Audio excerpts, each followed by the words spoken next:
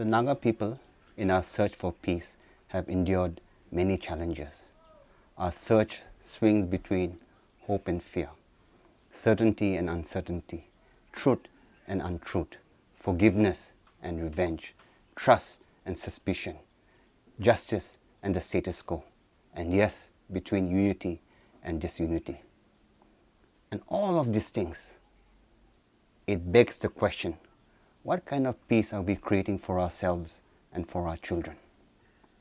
This becomes more complicated because we are living in a time of human history where we are so driven by conveniences and the instant. And so we have instant messaging, instant news, instant information, instant answers, instant results, instant solutions, and yes, even instant peace. If we are not careful, peace will be reduced to an abstract concept, an abstract slogan. And therefore it is so critical for you and for me to define what peace is. Peace needs to be decolonized. We need to reclaim the meaning of peace. Because peace is lived. And because it is lived, we need to define what it is. If not, someone else will define it for us.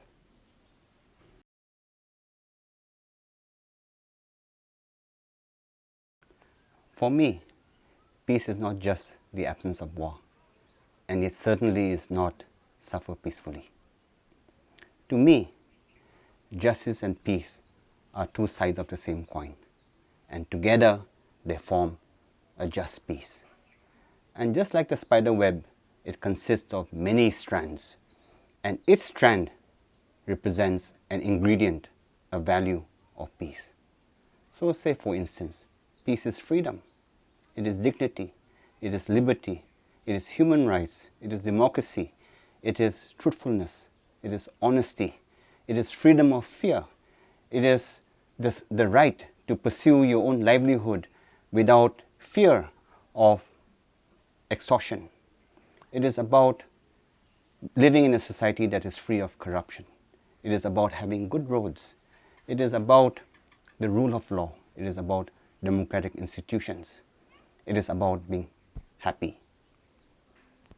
And then there are many more strands, and I would encourage you to add more strands, because the more strands there are, the more stronger, resilient, and enduring peace becomes. A peace with only a few strands becomes a very weak peace.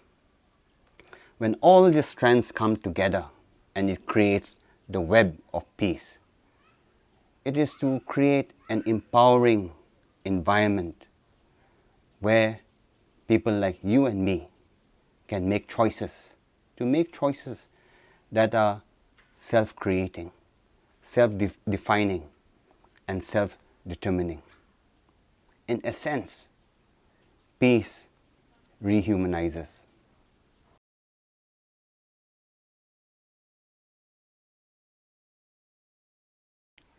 Peace does not happen in a vacuum.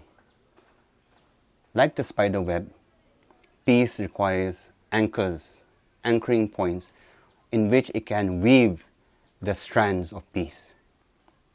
And so, the anchoring points in which we can knit together the strands of peace, for instance, are resolution. We need to resolve all our differences. We need to resolve conflicting points of views on the basis of justice and a shared humanity. We need to rebuild. We need to rebuild our society. We need to rebuild our relationships. We need to rebuild democratic institutions, social institutions.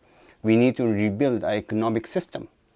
We need to rebuild a system of governance based on our value systems, based on our aspirations, and based on the vision that we have for our future.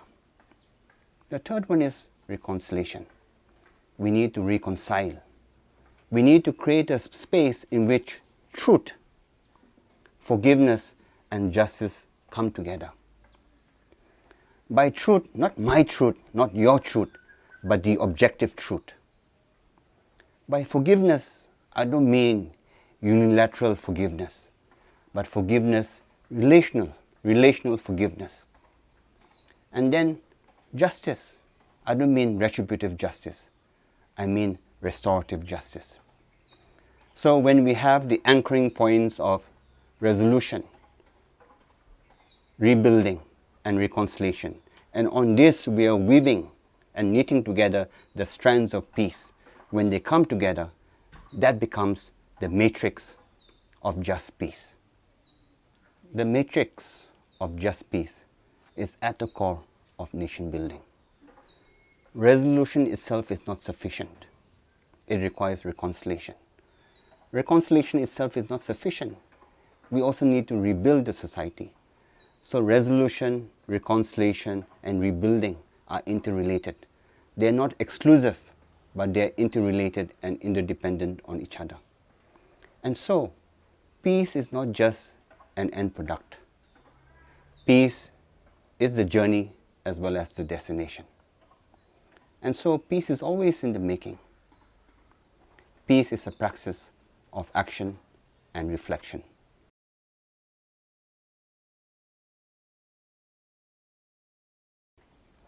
The matrix of peace needs to be located within the broader principles of democratic values and procedures. Among many, let me highlight two. One is the need for transparency and accountability. Peace needs inbuilt mechanisms that ensures transparency and accountability. When we have transparency and accountability, it reduces the distance between feelings and the fact. It reduces the distance between assumptions and the fact.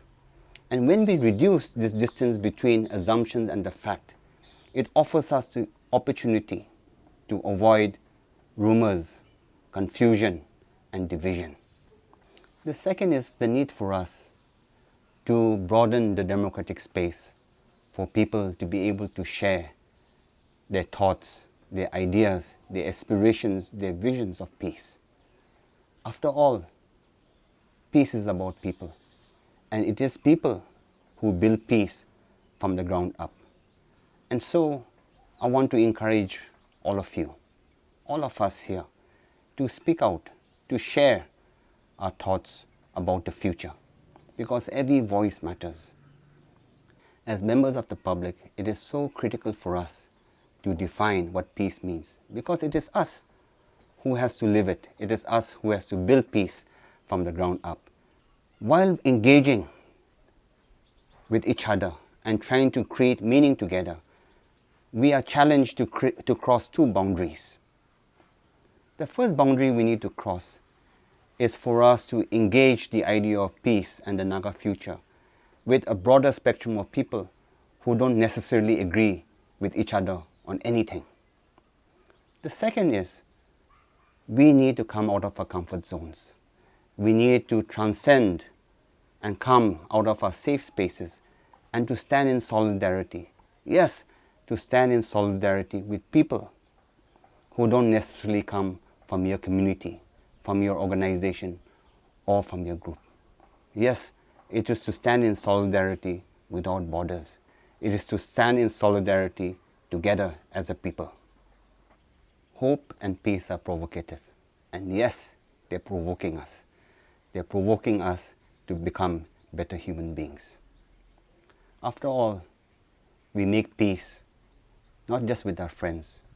We need to make peace with people with whom we have disagreements, with people with whom we are in conflict. And I'm reminded of Paul, the disciple of Jesus, who provokes us, who persuades us when he says, do not conform any longer to the pattern of the world, but to be transformed by the renewing of the mind. The question is, can we be transformed? Can we be the light of the world? And that is something only you can answer. That is something only I can answer. And we need to begin by speaking out, by standing up for what is right. Not who is right, but standing up for what is right, so that together we can build a shared future. So please speak up before your silence is misunderstood. Thank you so much for your patient listening.